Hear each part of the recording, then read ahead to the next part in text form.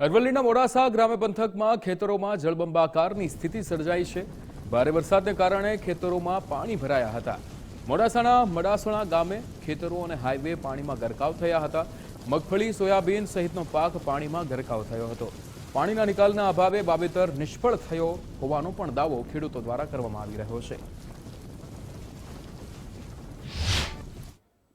અમારા ગામે દર ચોમાસામાં વરસાદી પાણીનો રોડ સાઈડમાં જે ખૂબ જ પાણી ભરાય છે એ પાણી ગામના અંદર નીચાણવાળા ઘરો છે એની અંદર પણ જાય છે, એટલે ઘણું બધું નુકસાન થાય છે। અને સામેની બાજુ મેઢાસણ ગામનું પાણી અહીં અમારા ગામે આવે છે। એ ખેતરોમાં જે ખેતી છે એ ખેતી ચોમાસામાં પાકતી નથી ને ઘણું બધું નુકસાન થાય છે।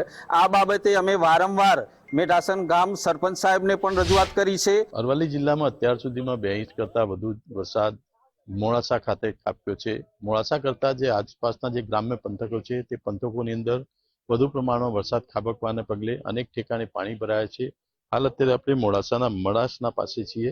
દ્રશ્યમાં જોઈ શકો છો કે 2 ઇંચથી કરતાં વધુ વરસાદ ખાબકવાના કારણે જ્યાં ખેતરો છે તે ખેતરો પણ હાલ અત્યારે જળબંબાકાર જેવી સ્થિતિની અંદર જોવા મળી રહે છે। દ્રશ્યમાં જોઈ રહ્યા છો તે આ ખેતરોની અંદર મગફળીના પાકનું ખેડૂતોએ વાવેતર કર્યું હતું।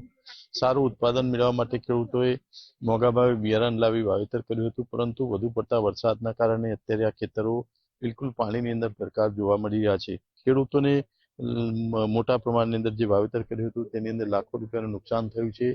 ત્યારે અરવલ્લી જિલ્લાની અંદર વધુ વરસાદ પડવાના કારણે વહેલી સવારથી જ લોકો પરેશાન બન્યા છે। વિપુલ રાણા, ગુજરાત ફર્સ્ટ, અરવલ્લી।